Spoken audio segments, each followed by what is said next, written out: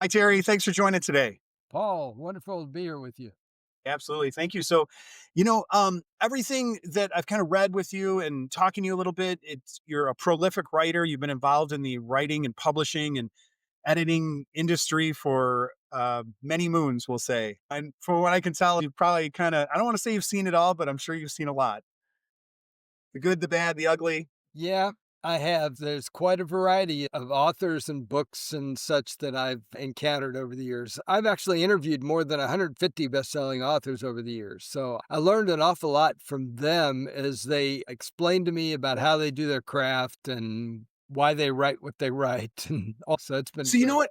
what? I was going to ask a couple remedial questions, but we'll get to those. Actually, based on that, did you come see any, I'm going to say like patterns or continuity or similarities? I don't want to say to kind of crack the code of the top writers, but did you see some patterns in there, or was it just everybody's a fingerprint? Everybody has to be kind of on this journey. There is no formula for how to become a best-selling author, all that kind of thing. But all of us are on the path, I guess, is what I'd say. It's a journey, and sometimes, they do one thing and that skyrockets them to the top. Other times, they're in the trenches for a long time doing their writing before something hits out there. Um, Most of them have some sort of, a pattern where they've decided that they're gonna write so many words a day, and then they sit down and write those, whether it's in the morning or at night or at lunchtime or whenever it is, but they work out a pattern so that they can meet those goals and meet those deadlines out there. That's one of the keys, I think, to the process. Yeah, I've heard kind of the discipline of creativity of showing up every day, and I want to say it was said like Oscar Wilde or somebody who has a quote like that. I show up at 9 a.m. I'm gonna want to butcher the quote, but it's basically kind of the discipline of the creative process. And none of us like that discipline. We really don't. I mean, it's hard Yeah, work to write these books. And my wife listens to me every time I write a book. I say, "Oh, books are hard." It's like, well, yeah, I've heard that before. So, and they are. Each yeah, of them has their own challenges and their own things. I mean, this last book I wrote, I finished a book in mid-December, for example, and, my printer broke down and different kinds of things happened as I was writing this book, but the key is to just keep going no matter what yeah. happens. I did like that you said it was a journey. I believe that we're all kind of on a journey of our own personal self mastery in whatever way, shape, or form that is. It's kind of the pursuits of happiness and the learning Absolutely. process. Things get kicked to the curb, things go sideways. Like you said, you're wrestling with the book and the printer breaks down. There's probably those hurdles that some people, if they weren't really dedicated to it or on that path specifically, might get derailed easy. Oh, yeah, they would. We hear the word "no" and "no, thank you" a lot of times, or Okay. silence. When you send stuff out to publishers, you don't get any answer. And you think, well, gee, these guys have ghosted me. They don't care about what I sent them, all that kind of thing. But that's not really true. They say at any given time in the world, there may be 5,000 submissions that are in circulation out there all the time, or 5 million. I've heard a big Wow. number. It's huge. Yeah. The stack of stuff that you get is more than any of us can read and really process. So, I would imagine. Let me ask you a kind of metric question. There's full-length novels, then there's novellas, and the short stories or series and things like that. Though does that come in a little more categorical? My understanding is a novella is maybe 30,000 words or something, and a novel is more like 90 or something like that. Do you have a little bit of structure in there for we this kind do, of we do, and that structure keeps changing depending on what's going on in the world and the culture. Yeah, you're right. Most novellas are short. They typically have to be at least 30,000 because most books are in the bookstores spine out. And so you okay. kind of want to take your space. So 10,000 is too short, 20,000 is kind of borderline. 30,000 is a good length. But we used to say for novels, 100,000 was our Wow. limit. But now, because of the pandemic and people are reading shorter books, now my limit's like 80,000. So, Yeah. so I had somebody the other day that emailed me as an editor a book that was like 120,000, And so my first advice to somebody like that is, "Hey, can you stop the action somewhere in the middle and divide that into 2 books?" Yeah, Because if it was 2 books of 60,000, that's like, you know, 200 pages. So, that would have an attractive retail price and could sell more copies than a huge thick one, type. interesting. So So what about genres and things like that too? Like, I've always loved things like the sci-fi fantasy type of things. I've read some of those types of books. And then, it's just, I guess, fiction, nonfiction. Or do you kind of have the ones you prefer, or you just are really open to it all at this point? I'm open to all different kinds of things. I Yeah. do at Morgan James, where I work, we only publish maybe 25 or 30 novels. So it's not the main thing that we do, but I read all kinds of stuff. I did a stint as a fiction acquisitions editor at Howard Publishing when it became Howard Books at an imprint for Simon and Schuster. I was their fiction acquisitions editor there part Okay. time. And Yeah. I signed on to that job, Paul, and I called up my publisher and I said, how many books do we want to publish this year? He said, "Oh, I'm thinking about 6 or 7." I'm like, I'm thinking, I didn't say this to him, but 6 or 7. I mean, he had no idea. I had like 500 submissions for those 6 spots. So I said no all the time Yeah. in that position. I really didn't like it. But, I found 5 or 6 good ones that he really Yeah. wanted. But man, what a process to get there, Yeah. A couple of things with that. One is, I guess, in your position, what is the acquisition thing? So you mentioned that too. And is there like agents out there shopping books, or Yeah, like, do they you buy the I'm manuscript my or something like that? yeah, my role is basically a hunter and gatherer for the publisher. I'm the first person that sees the stuff that comes in. And so agents pitch me stuff. So I do work with agents, but Morgan James, only 30% of our authors have agents. So I work with Mm, a lot of authors who don't have an agent. You don't need to, particularly for us, but you can if you want to. But yeah, so I'm the guy that interacts with the author to see if it's a good fit. Like, we don't do poetry or cookbooks or coffee table books, so got it. it's gotta be the right kind of book for us to publish it at the end of the Do day. you is it do I guess how do I say this? 'Cause I wanna be ni well, I guess you see so many, I was gonna say is, I'm sure you see good writers, bad writers, but have you had somewhere that, like, the framework is there, the world building's there, the character development is there, but just the writing isn't quite dialed in, and you've Yeah, worked yeah, with them, or yeah, you see those. It's pretty much, I tell people a lot of times being an acquisitions editor is like trying to drink water out of a fire hose. I just have a lot of material coming my direction. So sure. it in my position is not where I can critique or give a lot of feedback or any of that kind of thing. It's Yeah. basically, is this right for me or not type thing. And so, but And there are other ways that they can get that feedback, and I'm happy to give I'm people sure ideas and that kind of thing. But when it comes to writing, there's a ton of communities, there's people out there, and, now but at this point, you've had a lot of experience. Do you have like, an intuition? Like, are you kinda like how I guess maybe it's not fair, maybe you can't reveal it, but, like, how far into a book can you tell you're like, "This just isn't hitting it," or you're just like, you're feeling it, like that intuition, or, like, you kinda feel the flow, like, really before you even get into the book, or at this yeah, I, stage? I can I can read a page or two and basically figure out whether this person knows how to tell a story, how to pull people in, all those kinds of things.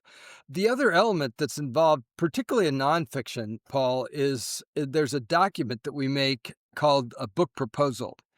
Okay. And it's basically your business plan as an author about what you're going to do and how you're going to get there and who your audience is, who your competition is, who your market is, what kind of thing you're going to do. All that stuff is in that document.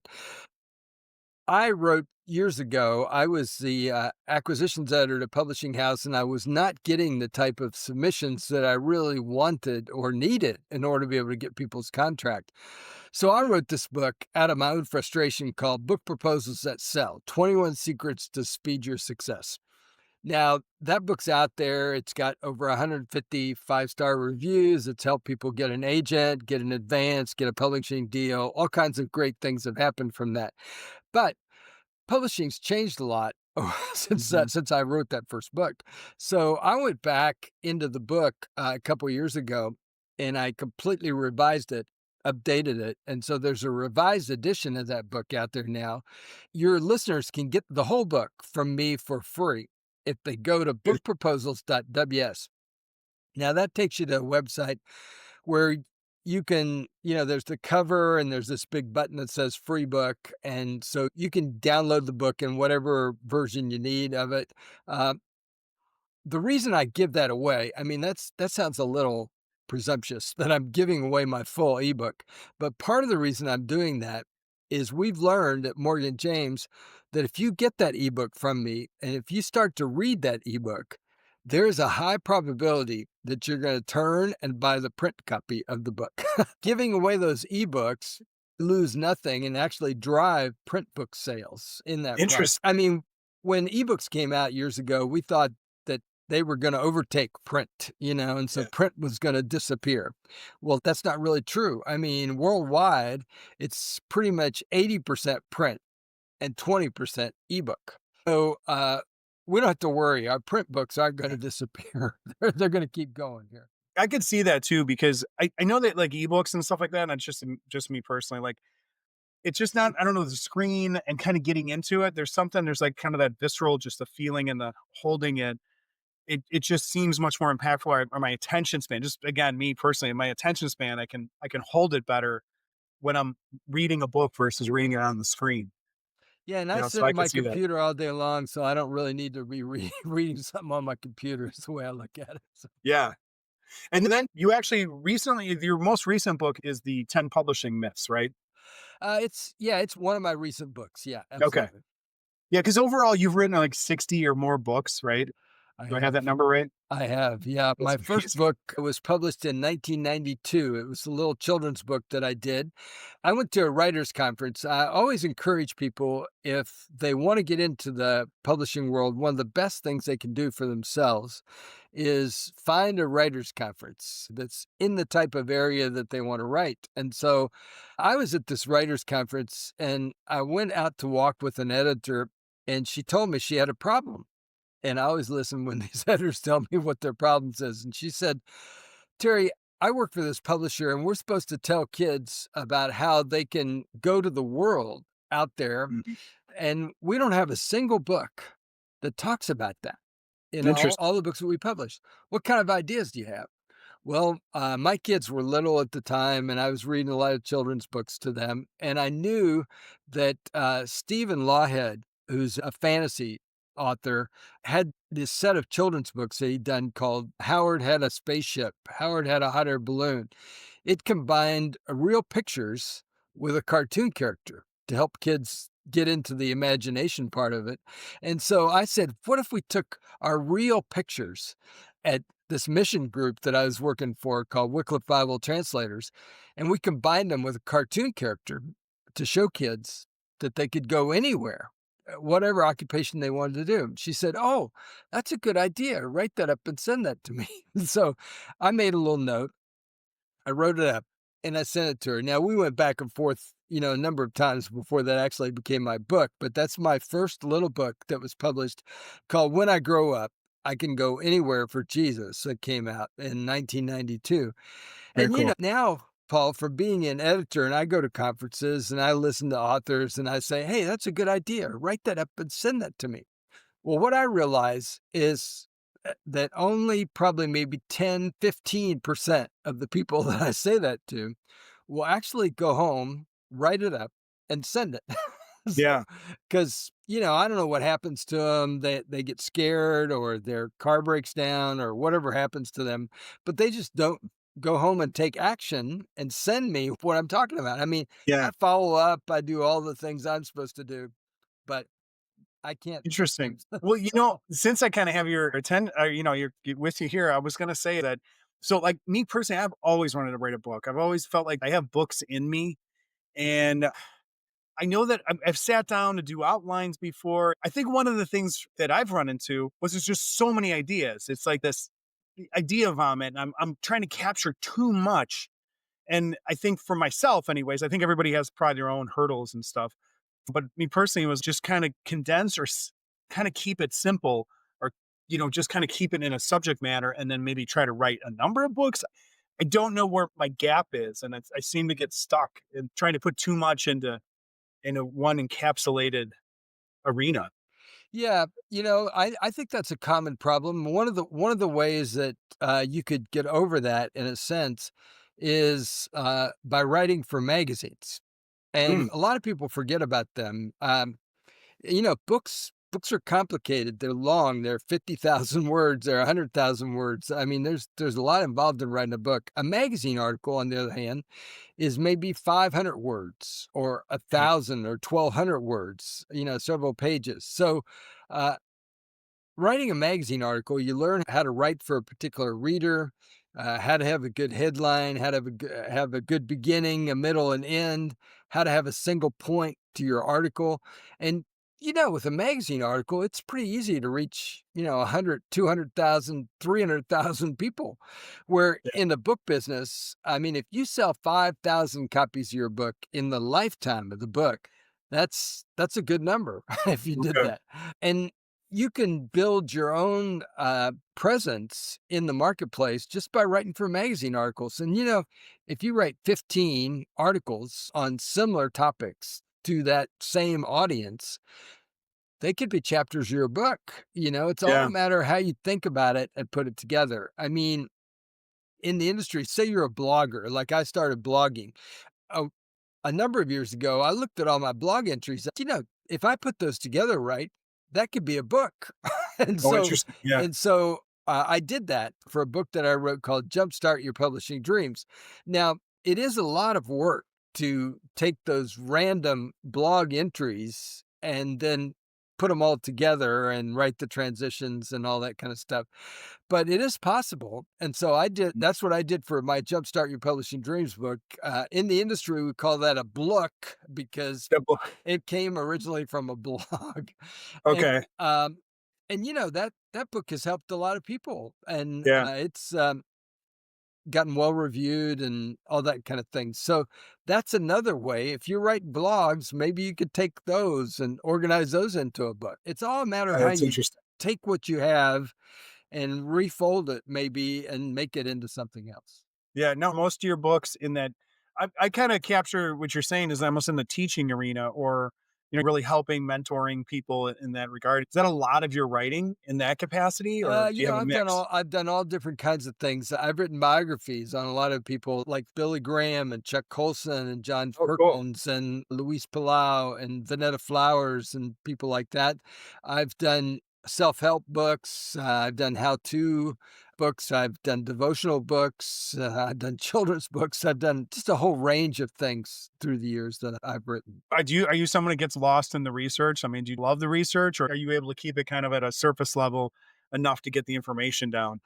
I often have deadlines for these Okay, things, alright. so that keeps me from getting lost in the research at the end of the day. I've gotta keep moving in order to get it done type thing. Yeah, 'cause again, I'm just referencing myself. I can get lost in rabbit holes. I'm like, "Oh, that's interesting," and you start going down and getting lost in that thought process. And then when you get into story, like I said, like fantasy or something like that, or concocted stories, that idea sounds really fun too. There's some very prolific writers out there.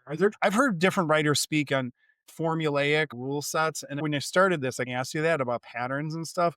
And you alluded to it, and I don't want to misquote you, but it was almost to the effect that I heard it in the effect of like people have to set their own rules or their own formulas or their own patterns and stuff, which I really like because then it doesn't feel so structured. I feel like writing is such a creative process. And I think creativity is not necessarily in a vacuum and it might be received different than it's delivered. But I think that that's part of it is write something authentically enjoyable to yourself. And basically, in the fiction area, particularly in general, there are two kinds of writers. There's ones that we call plotters. In other words, they know where their story's going. They've sort of got a rough outline of where it's going, and then they sit and write that. And then there are other people, they call them pantsers. They write by the seat of their pants. And basically, they don't really know where their story and where their characters are going. They have an idea who their characters are, and they sort of put them on a stage in their mind and let them interact with each other and see what's gonna happen, and they keep writing that stuff. Yeah, that's cool. And basically, as acquisitions editors, that's part of the reason with fiction that we need to see the whole thing in order when you submit it, because there have been some of these that have written really great first or second chapters, and they say, "Oh man, this is a great story." And then the publisher contracts with it, but then that writer writes himself into a corner and doesn't really know how to finish. So that's a bad deal for the publisher Yeah. when that happens. Well, in that case too, and maybe this is me not understanding it, isn't there something about like, you have to have a compelling, I'm trying to think, like the anti-hero or just the antagonist, or you really got to have the Yes, kind of the duality of, your proverbial bad guy or something like you that, do. they have to have an, incredible story too, or true purpose or something like that is kind of when you have that they're equally as part of the duality of the story. There's a lot of that kinda dynamic that's involved in fiction writing, that's for sure. Yeah. I think that's fascinating when people are the pantsers like you. I like that term, by the way, too. Like, if I think that's how I would like to do it. I'd like to believe I could, but I've never tried that where you just kinda going at it, but I could definitely see where you can go off the rails pretty quick, I think. I'm not quite sure. Well, one of the qualities that all of us have to have as writers is that persistence and that discipline to understand that consistency and doing that process over and over is really what it takes. I mean, nobody sits down and writes a 100,000 word novel. I mean, Right. you have to say, okay, I'm going to write 500 words a day or 1,000 words a day. And then if you do that over and over, eventually you'll get there. Does that really happen, though? I mean, if you're really kinda I'm gonna use the word discipline or just showing up every day, does it really kinda flow like that? Or you kinda almost, like, position yourself and it really does start to flow consistently and that. It does. Yeah. I mean, I've talked to novelists that they decide they're gonna write 5 pages a day, and Yeah. it may take them they may sit there and finish that in an hour, or it may take them all day to write their 5 pages, but they're just determined that every day they're gonna write 5 pages. So, Yeah. maybe you're a two-page guy, so just figure Sure. out what's really gonna work for you, but then Right. just do that over and over. Yeah. I've kinda said this before too, because in the podcasting, I've done a lot of this podcasting, so it's more just this verbal video content, and I kinda have this feeling that there's billions of people that have come and gone throughout this plane of existence, and I kinda feel like everything has been said and done in a sense, but we as individuals can create a string of pearls of words to help inspire or ignite something within somebody else's recognitions. But I guess in writing, I'll just ask a dumb question. Has it all been written before? Has it all been done? Well, a lot of it's been done. Like King Solomon said in Ecclesiastes, there's nothing new under the sun. But Yeah. it really is true. Each of us have our own journey and our own personal experiences. So those stories that you have in your own life can really be what drives the book and puts it together for you. Yeah. Yeah. I could see bringing in those personal, no matter what the placement of the book, fiction, nonfiction, or the storytelling, kind of bringing those life lessons in there when somebody has that identification.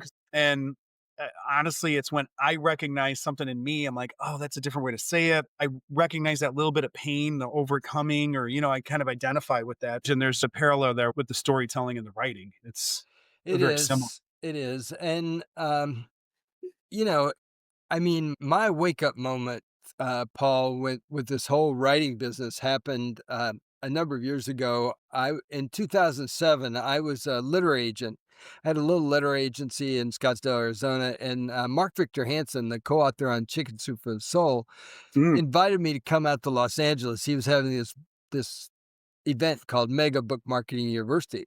And so, I went out there, I took pictures from people during the event, but I also sat there with all 400 people listening to the different speakers and that kind of thing. Now, at that point in my life, I'd written about 50 books for traditional publishers. So they were making pretty books, they were putting them in the bookstore, all sure. that kind of thing. But when you write for publishers, once a year, maybe quarterly, they will send you a financial statement about how your book is doing out there. Is it Uh, earning back the advance? Is it selling? Well, I was getting all these statements, but all my statements were in the negative category because they weren't selling, and so I yeah. couldn't figure out what I was doing wrong. Uh, about halfway through that event, it was almost like I'd been asleep and I woke up because, uh, one of the speakers was the other co-author on Chicken Soup for the Soul, Jack Canfield. Mhm. And Jack has written this book called The Success Principles, and I have it on my shelf. Well, he's really studied success, and the very first success principle says that I will take 100% responsibility for my own success. None of us want to take 100% responsibility. We want somebody else to do it. We want some publisher, some editor, some Yeah. publicity person, somebody other than us, please. But I decided during this event that I was going to take 100% responsibility for my own success. Now, I realized how little I was actually doing to tell other people about my books. I mean, I had a Mhm. terrywhalin.com website, but I was doing little else. And Okay. so I started blogging. um, my blog now has over 1,700 entries in it. About a year ago, I found this article about the top 27 content producers, and my name was on there, along Oh my with god, really? Seth Godin and Ryan Holiday and people like that. And it's because I have this huge volume of material out there, and all I do is blog once a week. I Yeah. put this article out there, and people read it. So, you know, the way I look at it is, hey, if I did it, anybody can do it. Yeah. And also during that event, I learned from Mark Victor Hansen and Jack Canfield. People forget those Chicken Soup for the Soul books. They were rejected over 160 times. I mean, Yeah. that's a lot of rejection those guys faced, and Yeah. they would look at each other every time they got rejected and say a single word. They would say to each other, "Next." Well, Beautiful. Yeah. that's a very hopeful word because, it's like, well, this opportunity didn't work. Where's the next one? And so they weren't gonna put it away in their desk drawer like a lot of people do when they get rejected. They were gonna send it out to the next place. And they finally found a publisher, little publisher in Florida, that was gonna publish their first Chicken Soup for the Soul books. They told their publisher they were gonna during the first year. Well, their publisher laughed at them. They never sold 1,000,000 copies of anything. They thought that was a ridiculous idea.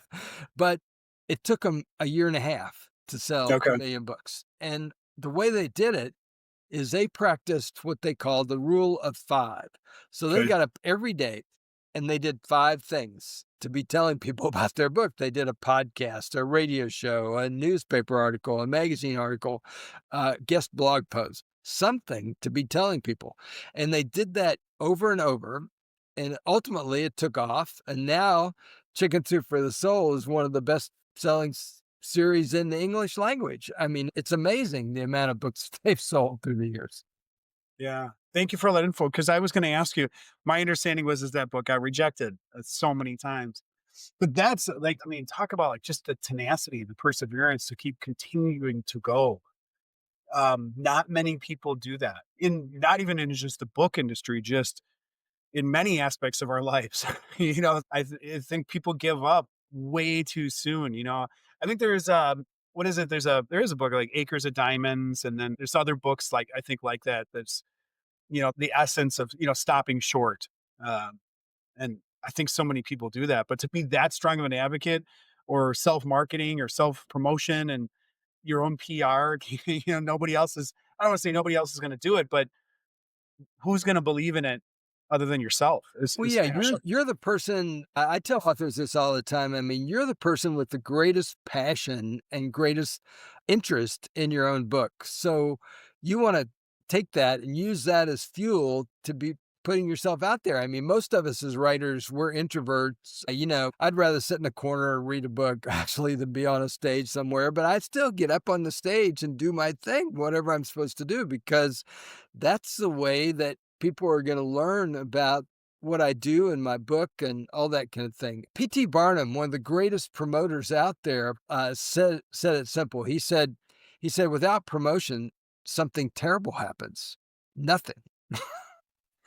It is so true, and I think there's actually, I don't want to assume or generalize too much, but I believe it's not a natural state for a lot of people, or it just maybe initially feels icky, or you're being selfish, or you're being prideful, or something. I could see people getting caught up in that. Yeah, they can be, but on the other hand, if you look at your book as something that's really gonna help people, and Mhm. you sit down and write a series of what are the benefits? What are people really gonna gain from reading your book? We'll use those points Yeah. as what you talk about for the book. So, for my 10 publishing myths book, for example, I really want people to get this book because in this book, I talk about all the expectations that people have about book publishing. And Yeah. people, right or wrong, no matter how they publish, they believe they're going to make a lot of money. That's the first chapter. People people really think they're going to make a lot of money, no matter whether they have a little audience or a big audience.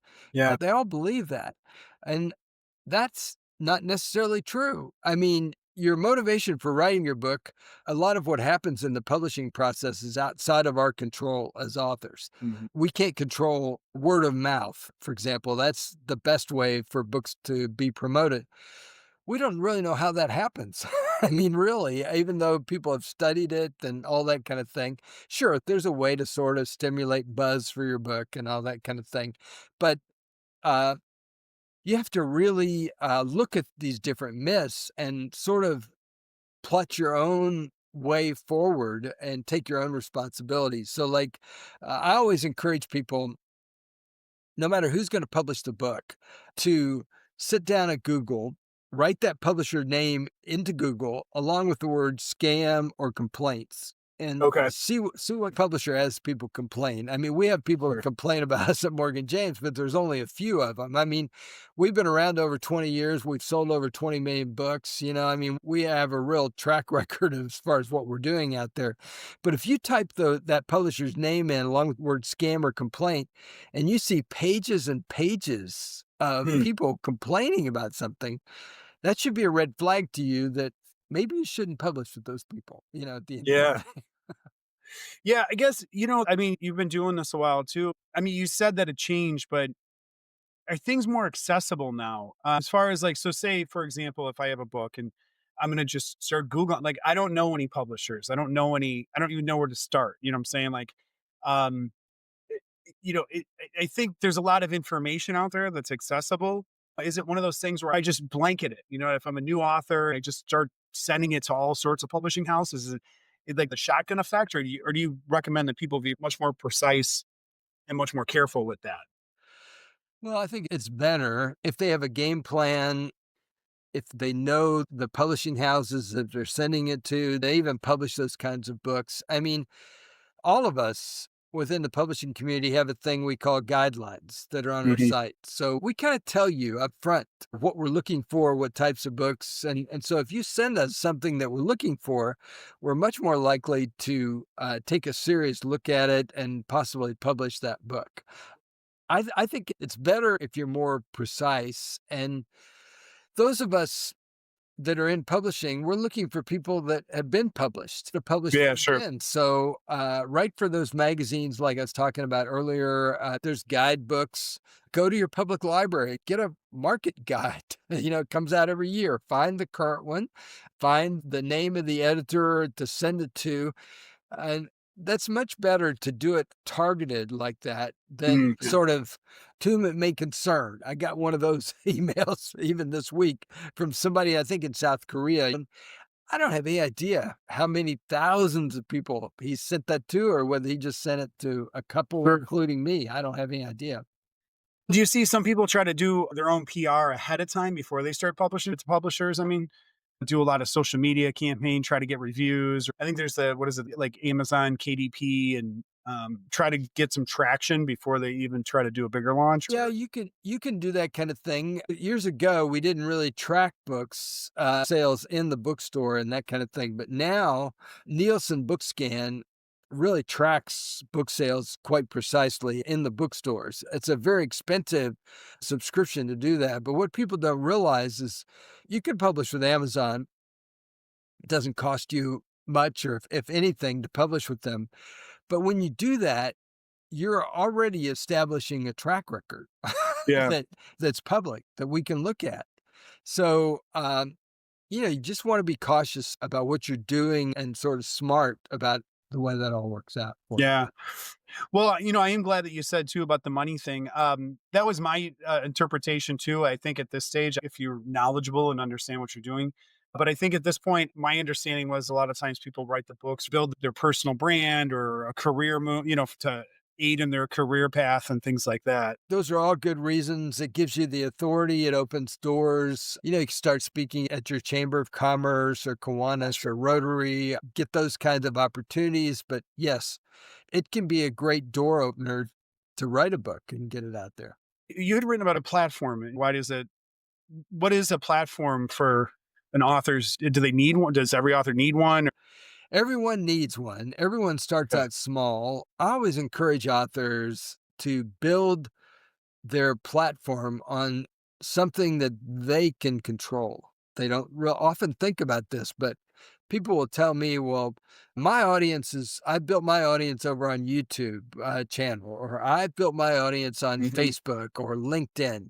Well, those are all fine platforms, don't get me wrong, but those are rented platforms is the way Yeah. we look at those in the business because I don't control YouTube or Facebook or LinkedIn.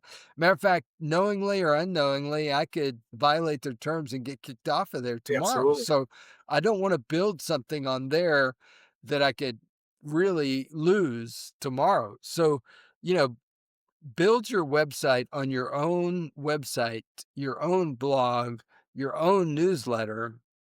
Those are all things you can control. And so I encourage people to take those kind of actions because we as publishers are looking for people that have those connections and have that platform to sell books because at the end of the day, maybe it's not your huge numbers, but the fact that you are out there on a regular basis is really what matters because we've pretty much proven that somebody has to hear about your book, 8, 9, 10 dozen times before they Yeah. actually say, oh, that sounds like a book I should buy. And so Yeah. part of what you're doing on your social media by talking about those benefits I was talking about earlier is you're really doing those kind of numbers behind the scenes for people so that they do start to believe that, hey, maybe that's a book I should get and read. Because you have the 10 myths, but what is the Mythbuster action? At the end of every chapter, I have a practical myth buster action Okay. that the reader can take that ties into that particular myth to bust that myth. So, if the one where I have to publish a book to be a writer, that's a myth. I encourage them to take a look at the magazines that they read and do a Google search and find the guidelines because that's where the editor really tells you what they want. So look at those guidelines and say, oh, I could write that story. And so write that story and send that to them. That's your action right there. Kind of meet the needs of the market or the placement at that point too. And, I actually was going to say too, because your blogs, you had said, I think you had written over 1,700 or 1,800, if I'm misquoting that number, but it's so cool that you showed up in the top 27 because the first person that came to mind too was Seth Godin. I think he does it like every single day, something like that. But to be kind of ranked up there, that's pretty incredible. I was amazed. It's nothing that I did, but I definitely found my name in there and I'm still using that article to be telling people about that. Yeah, that is neat. So what is it? I guess, too, when you write those, I guess, is it just the same thing where you just show up and do it? Or do you have kind of a methodology or is there something you really kind of strung those together for one of your books? Are you staying on that path where there's some fiber or threading between all those? Or is each one I'm kind of not just, stringing them together so much, but I write about publishing in the broadest sense of the word. So maybe I write about magazine writing or children's writing or yeah, some experience I have with an author or of late I've gotten into podcasting, so I'm writing yep. about Podmatch and what that is. And so I just write about my personal experiences and encourage people to uh, take their own actions on the journey and try to get out there. So like last week, I wrote this article about how to find the secret sauce. I mean, there's all these people that want to find, what does it take to really become a best-selling author? Well, at the end of the day, I don't really think there is a secret sauce. I think it's mostly like you and I have been talking about here, showing up, being persistent and being consistent. And just doing something to get your stuff out there. That's what it takes over and over. When you're kinda in those states, is it like a state of flow? Or is it, when you're in it, do you know where these thoughts and these ideas are coming from, or is it just continually coming through you? Yeah, it kind of ebbs and flows. I'll have times where I'll have an experience and I think, oh, that could be a blog article, And so I'll go over to my blog and make a few notes. Sometimes I'll circle back around to that. I have a whole series that are in draft at the moment. So they're not really finalized, but then I pick one of those and that'll be the entry for next week type thing. Yeah, that's awesome. So the 11th myth, is that something you could share, or is that something? Yeah, yeah. When I put together the endorsements for this book, that's something proactive too that I did with this book is, I ask people for an endorsement. There's a verse in the book of James actually that says, "He who has not, ask not." So don't ask, don't get, is the way one of my friends simplifies that. So I was asking Alice Kreider, who's an acquisitions editor, to endorse my book. And when she sent it back, she said, "Terry, you're missing the 11th myth."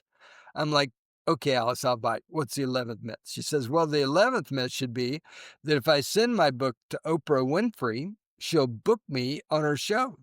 And I'm like, "Well, yeah, that's a pretty good myth, Alice. I like that myth." And so what I decided to do, Paul, I decided to write that chapter be, about what happens when you really send your book to Oprah Winfrey. And I give that away. We designed it to look exactly like the rest of the book. And I give that away. So if people go to terrylinks.com/11th myth, 11th myth, that'll take you to a website of one of my websites where you can put your first name and your email address in. Then you get that chapter for free.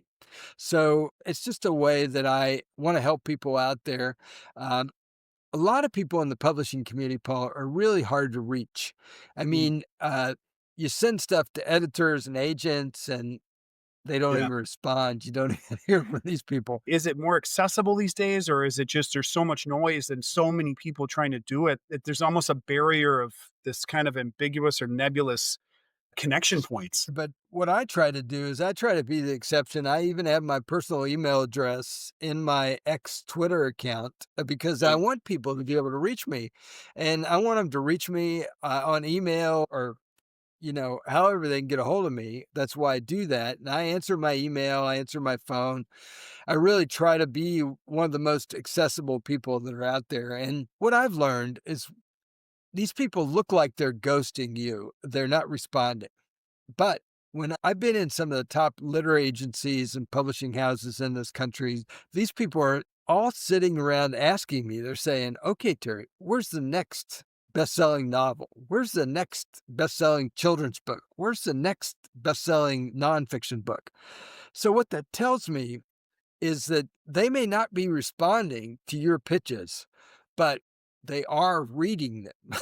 And Mm, so they're all reading their email. They're looking for that diamond in the rough of something that they can get out there and put out there in the bookstore and sell at the end of the day. So we're all doing it. We're all reading our email yeah. and looking for that. So the kind of last thought is, I was thinking, there's a lot of the AI writing now where people do the AI book or ebook or whatever, and then kind of edit it a little bit and stuff like that. Are you able to kind of pick up on? Because I even an untrained, I can tell when certain things are written by AI. A lot of things will be like fostering and cultivating and like those key words that a lot of it use. But are you seeing people try to kind of do that too? Then I'm not seeing a lot of that, but you want to be careful about AI. I think how you use it. You can use it in your research and your analysis. So, like a good way to use it, for example, would be every book competes in the market. So there's competitive titles to your title, whatever you're writing. So you could use your AI to ask how do they put that together? What are the components of that? That's an okay use of AI. You're not plagiarizing or stealing anything from anybody to do that. But uh, to use it to write your book, I don't think that's a good use. no, yeah, no, but I do agree with you too from a structural standpoint, or I yeah, just kind of the to give you those, I don't know, just kind of outside the box, or kind of standing outside the box, maybe looking back in some of those analysis, because to gain the field awareness, I do think it's a good tool to use. Yeah, the other thing that's happening with AI, which I think is interesting, is, I understand that Apple is really close to, developing where you can go from they can go from a text to an audio that will just go right into Audible, for example, as an Mm, audiobook. Um, Audiobooks, for example, people love them. I mean, I love audiobooks, but they are quite expensive yeah, to actually produce and to get them perfect and to get them out there into the market. I mean, at Morgan James, where we've been around over 20 years, produced over 6,000 titles, sold over 20 million books. Um, our audio, we love audio, but we only make maybe $4,000 a year on our audiobooks. sure, So because they're so expensive to make them, and if that use of AI from taking a text and moving it into Audible without those readers and all that other production work, if that can happen, that would be a really great use, I think, of AI. I've got 3 books that I wrote for Morgan James that are not an audio, and I'd love for them to be an audio if I could find a cost-effective way to do it as well. yeah. I've heard some AI to voice conversion, and there's mispronounced the enunciation of certain words or names, and it still gets it wrong. So it's not quite there yet. I'm sure it'll be there very soon, but it's not quite there yet, from what I've heard. So you have given a couple of your websites that people can get a hold of you, but if you could, really kind of what's the best and most direct way to get a hold of you, work with you, or reach out Yeah, again? one of the best ways I do want people to get 10 publishing myths here, and Yes, so, yeah. if they go to What's the best way for that? publishingoffer.com, just the word publishingoffer.com, that'll take you to a website where you can get this book from me for $10.